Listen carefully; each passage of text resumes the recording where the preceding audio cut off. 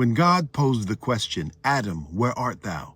he was not inquiring about his physical location, because geographically he was right where God had left him. He created him, then placed him in the garden. He gave him his commands in the garden.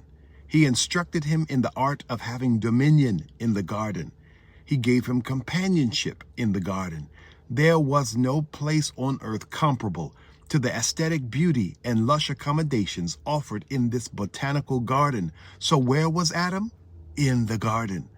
The question assumes that he is out of his place, that there is an unspoken designated space in which Adam ought to have been occupying, whether or not God calls on him or comes in search of him.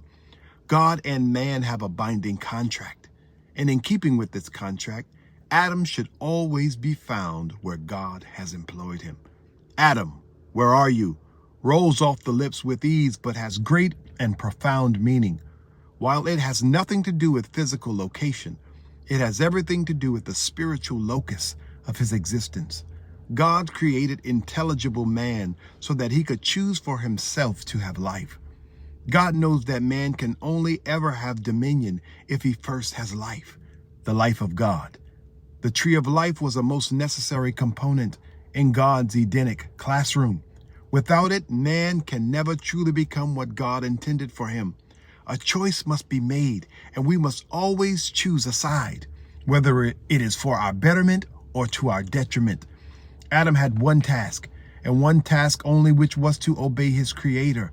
Adam's own appetite created distance between him and God. Under the influence of the serpent, Adam acquired a taste for something never offered on God's menu, which was equality with God.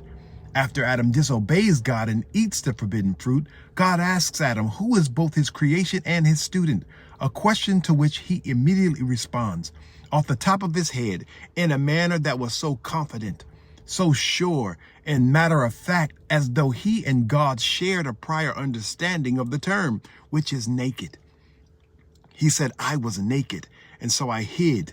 Naked in this text is not merely our popular understanding, which is defined as without clothes. He was unburdened. He was carefree.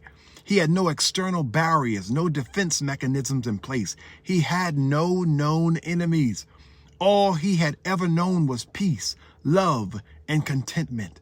At this point in humanity's infancy, the first man was never with clothes to make any comparison between with clothes and without clothes.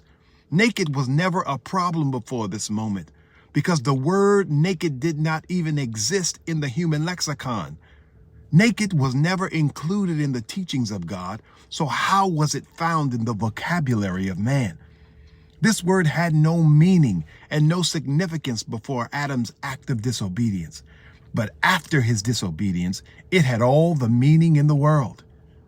Adam hid because he was arrested by this novel feeling of alienation and abandonment that he could not fathom nor shake. Even more startling was the realization that he could now communicate to himself and articulate to God with words he had newly discovered, manufactured apart from God, which accurately described both his physical state and his spiritual reality. God said that it is not good for man to be alone, but even with his helpmeet Eve present, Adam appeared to be experiencing the loneliest moment of his existence. This moment marked the world debut of guilt, shame, and disconnection between the made and the maker, between the earthly and the divine.